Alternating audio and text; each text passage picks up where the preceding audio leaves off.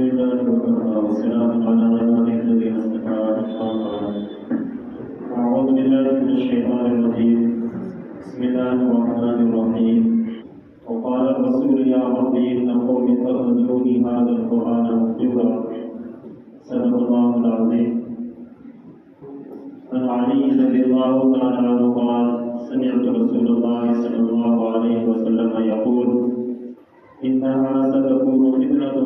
قلت وما المخرج منها يا رسول الله؟ قال كتاب الله فيه نبأ ما قبلكم وخبر ما بعدكم وحكم ما بينكم وهو الفصل ليس بالهزل إلى آخر الحديث. عن عمر بن الخطاب رضي الله تعالى عنه قال قال رسول الله صلى الله عليه وسلم إن الله يرفع بهذا الكتاب أقواما ويرفع به آخرين. وكما قال عليه الصلاة والسلام.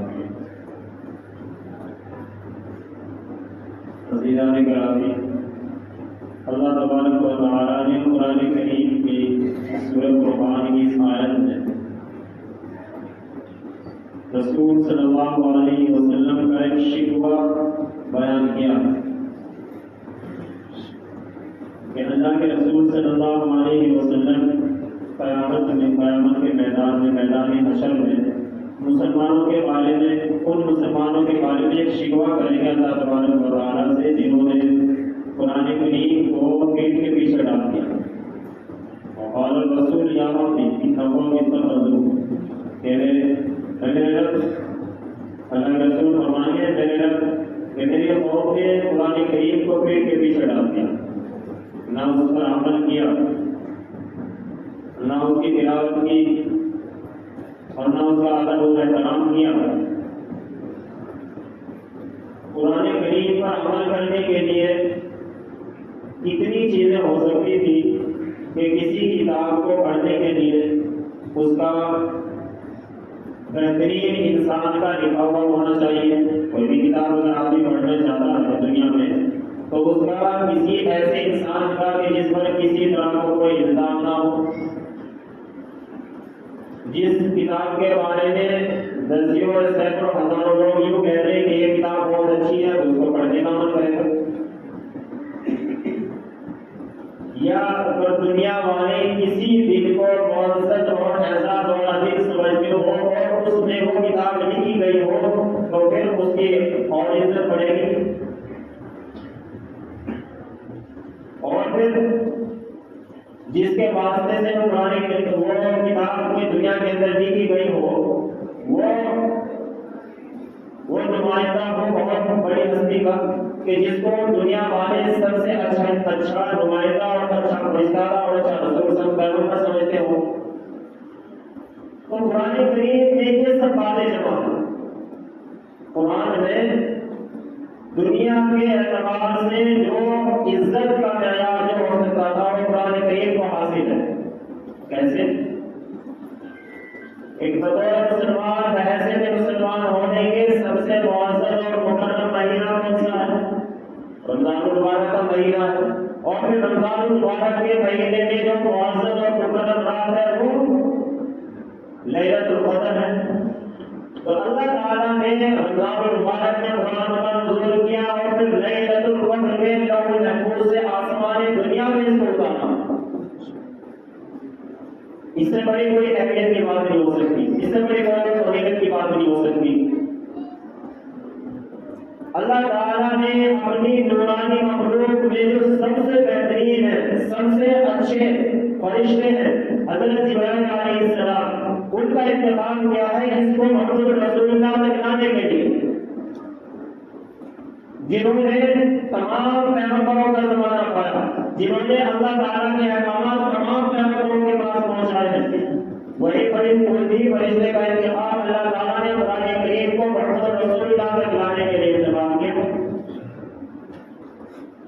اور اس کائنات کی دھرتی پر اللہ تبارک و تعالیٰ نے جس کے صدقے میں اس دنیا کو بنایا، اس کائنات کے ہر ذرے کو رونق بخشی، اللہ تعالیٰ نے رسول اللہ صلی اللہ علیہ وسلم پر نازل کرنا اس کا انتخاب کیا کہ محمد رسول اللہ صلی اللہ علیہ وسلم پر قرآن کریم کا نزول ہونا یہ سب سے بڑی اہمیت والی بات ہے.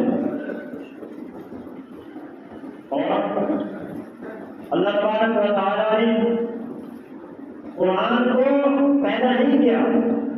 قرآن کو اللہ تعالیٰ نے کہ جس طرح انسانوں کو پیدا کیا ہے، اللہ تعالیٰ نے زمین کو پیدا کیا، پانی کو پیدا کیا، ہوا کو، چاند سورج ستاروں کو پیدا کیا.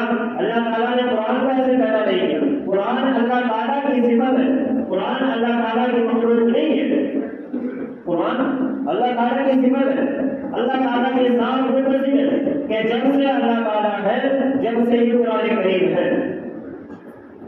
اس کا وجود اللہ تعالیٰ نے بخشا ہے محمد رسول اللہ کے اس دنیا بنانے کے بعد. قرآن کریم کو اللہ تبارک و تعالیٰ نے اتنی اہمیت والی کتاب بیان کیا ہے. اور حضرت علی رضی اللہ تعالیٰ یہ فرماتے ہیں کہ میں نے اللہ کے رسول سے سنا ہے. اللہ کے رسول نے فرمایا، اللہ کے رسول نے حضرت علی سے کہا کہ تم اس دنیا میں بہت سے فتنے دیکھو گے.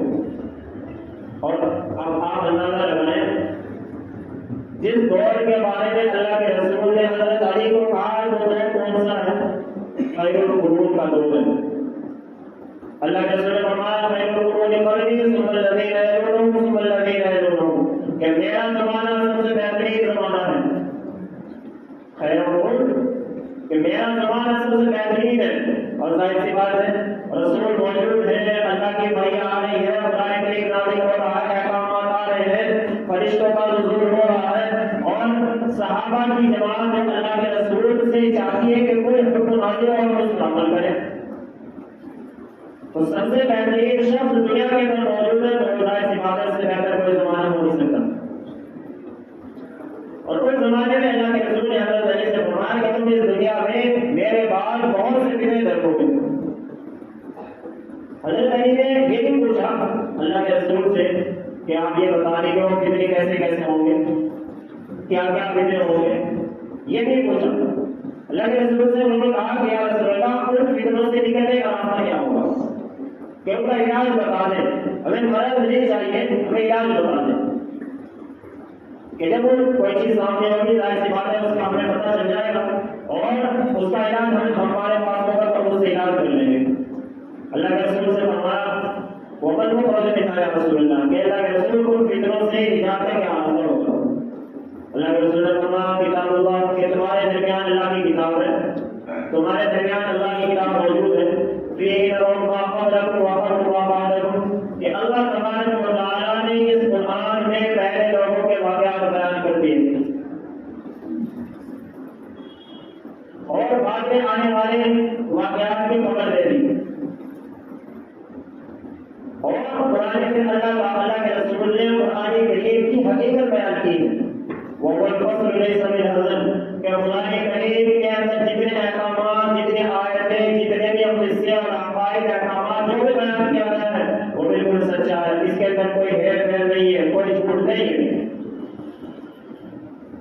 وہ الفصل لیس بالهزل. آگے اللہ کے رسول نے فرمایا ولا تلتمسوا به الاهواء، اور دنیا گزرتی جائے گی، دنیا کے اندر لوگ آتے چلے جائیں گے، لیکن کوئی انسان اگر یہ چاہے کہ اپنی خواہشات کی بنا پہ، اپنی چاہت کی بنا پہ اور اپنے دل کو اچھی لگنے کی وجہ سے کسی قرآن کریم کے حرف میں یا کسی قرآن کے حکم میں کوئی تبدیلی کرنا چاہے تو وہ نہیں کر سکتا، کہ زبانیں اس کو نہیں بدل سکتی ہے. زبان قرآن کریم کو نہیں بدل سکتی. اللہ تعالیٰ نے قرآن کریم کو عربی میں نازل کیا ہے تو ہم یہ عربی میں پڑھا جائے گا. آگے اللہ کے رسول نے پھر ایک جنوں کے بارے میں واقعہ بیان کیا اور یہ بات بیان کی کہ جب اس قرآن کریم کو جنوں کے جماعت نے اللہ کے رسول سے سنا تو قالوا اننا سمعنا قرآنا عجبا یہدی الی الرشد فآمنا بہ، کہ جنہوں نے قرآن کریم کو سنا تو وہ کہنے لگے کہ ہم نے یہ عجیب قرآن سنا ہے، عجیب بات سنی ہے، عجیب کلام ہے یہ تو، اور اس کلام نے ہمیں ہدایت دے دی، اس کلام نے ہمیں ہدایت دے دی. اور پھر اللہ کے رسول نے آگے چند باتیں قرآن کریم کے بارے میں بیان کی ہے. من عمل به صدقہ، من قال به صدقہ، کہ جو قرآن کریم کے کی بات کرے، جو قرآن کریم کے مضامین کو سمجھائے، جو قرآن کریم کی باتوں کو بتائے، اس نے سچ کہا۔ ومن عمل به اجر، اور جس نے قرآن کریم پر عمل کیا اس کو اجر اور ثواب دیا جائے گا۔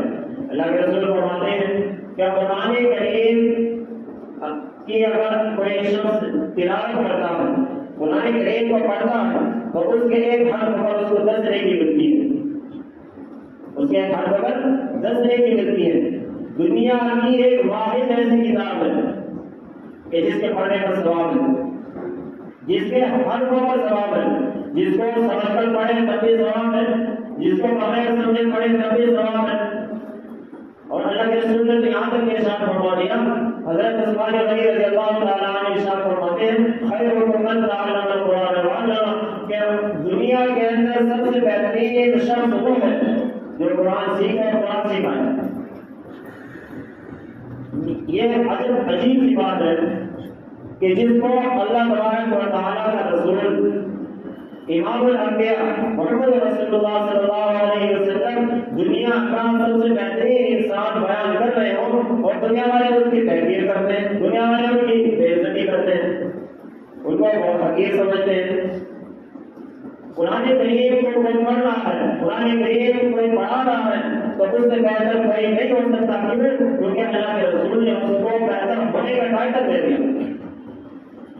اللہ کے رسول نے بھی کہا کہ تم میں سب سے بہتر نمازی ہے، کسی حدیث میں بھی ملے گا۔ اللہ کے رسول نے بھی کہا کہ تم میں سب سے بہتر روزہ رکھنے والا ہے، تم میں سب سے بہتر زکات دینے والا ہے، تم میں سب سے بہتر فرائض کی ادائیگی کرنے والا ہے، نہیں کچھ نہیں ملے گا۔ آپ نے بہت سی حدیثیں بھی سنی ہوگی، بہت سے علماء کرام کے بیانات بھی سنے ہوں گے۔ کسی کو ایک بات بیان کرنے میں ضرورت ہے جو آدمی جہاد کرے وہ سب سے بہتر ہے، لیکن یہ قرآن کریم کے بارے میں کہ قرآن کو اگر پڑھے گا سب سے بہتر ہے، قرآن کو پڑھائے گا وہ سب سے بہتر ہے، اس میں اس کے معنی کو سمجھے سب سے بہتر ہے، اور اگر اس کے مطلب کو معنی کو نہیں سمجھتا اس کی تلاوت کرتا ہے تو سب سے بہتر ہے۔ کیوں؟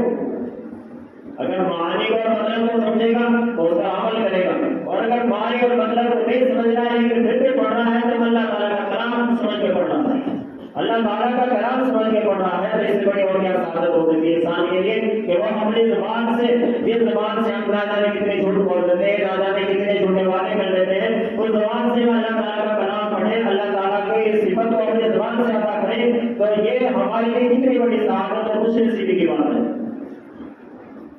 ہم نے قرآن کریم کون پڑھنے چھوڑ دیا؟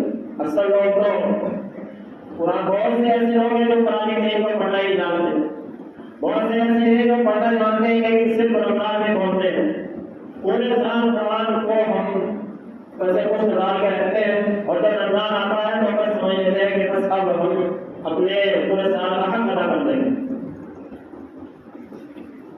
یہ ہمارے لیے بڑی بے غیرتی کی، بڑی بدنصیبی کی بات ہے کہ ہمارے پاس ایسی کتاب موجود ہے اور پھر ہمیں اس سے ہم فائدہ نہیں اٹھا پاتے ہیں۔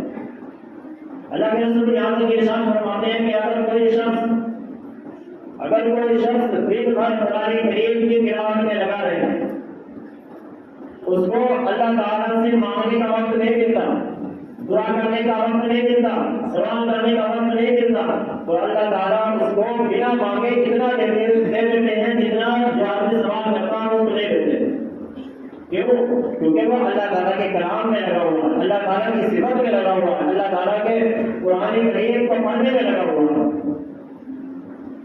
کہ وہ اللہ تعالیٰ نے بتا یہ سمجھنے اس بندے کے بارے میں کہ یہ بندہ میرے کام میں لگا ہوا ہے، اور جب بندہ میرے کام میں لگا ہوا ہے تو اللہ تعالیٰ اس کو پھر مانگے وہ چیز عطا فرما دیتے ہیں، کیونکہ اللہ تعالیٰ اپنے بندے کی ہر ضرورتوں کو، ہر خواہشوں کو جانتے اور سمجھتے ہیں، جس کو کس ٹائم میں کس وقت میں اللہ تعالیٰ کو کیا دینا ہے اللہ تعالیٰ کو معلوم ہے۔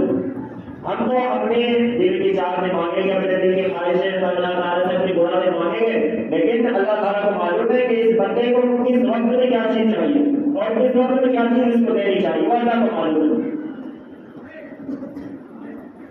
علامہ اقبال نے اپنے زمانے کے لوگوں کے لیے ایک بات کہی تھی کہ وہ معزز زمانے میں مسلمان ہوگا، یعنی ان کا مسلمان ہونا ہی عزت دار ہونا تھا۔ وہ معزز زمانے میں مسلمان ہوگا اور ہم خار ہوئے تاریخ کے قرآن ہو کر ہم نے قرآن کریم کو چھوڑ دیا، ہم نے قرآن کریم پر عمل کرنا چھوڑ دیا، اس کو پڑھنا چھوڑ دیا، اس کو سمجھنا چھوڑ دیا، اور اب ہمیں ضلالت سے اور کون بچا سکتا ہے؟ کوئی نہیں بچا سکتا۔ ہمارے پاس ایسی کتاب ہونے کے باوجود ہم نے اس کو پیٹ کے پیچھے ڈال دیا، تو پھر ہم اپنی گمراہی کا سامان خود لے رہے ہیں۔ یہی بات شیطان کہے گا، شیطان کہے گا دوزخ میں جہنم میں جانے کے بعد، وَلَا تَلُومُونِي وَلُومُوا أَنفُسَكُمْ، کہ مجھے ملامت نہ کرو، مجھے ملامت نہ کرو، شیطان یہ کہے گا۔ کیونکہ وہاں جن لوگوں کو وہ شیطان یہ مانے کہے گا کہ تمہارے پاس اللہ تعالیٰ کا پیغام آیا تھا، تمہارے پاس نبیوں کی باتیں آئی تھی، ان کے اللہ تعالیٰ کے وعدے سچے تھے، اللہ تعالیٰ کے وعدے حق تھے، نبی کی بات جو تھی وہ دلیل کے ساتھ تھی، حجت تھی ان کے ساتھ، تم نے ان کی بات دلیل باتوں کو، ان کی حجت والی باتوں کو تم نے نہیں مانا، اور میری جو باتیں تھی اس کے اندر دھوکہ تھا، اس کے اندر جھوٹ تھا، اس کے اندر خواہشات تھی، اس کے اندر دنیا کی چمک و دمک تھی، میں نے میری باتوں کو تم نے بغیر دلیل کے مان لیا، اور میں تو بالکل چھوٹا ہوں، میرا تو کام تھا یہ کرنا، اور میں تو اس کی سزا بھگت رہا ہوں، لیکن تمہیں کام کیا تھا کہ تمہیں کام یہ تھا کہ تم اپنے رسولوں کی بات مانو، اللہ تعالیٰ کی بات مانو، تم نے وہ چیزیں نہیں کی، اب تم خود کو ملامت کرو، مجھے ملامت نہ کرو۔ یہ اللہ تعالیٰ نے قرآن میں یہ بات میرے ساتھ فرمائی ہے، وَلَا تَلُومُونِي وَلُومُوا أَنفُسَكُمْ، کہ مجھے ملامت نہ کرو۔ شیطان خود کہے گا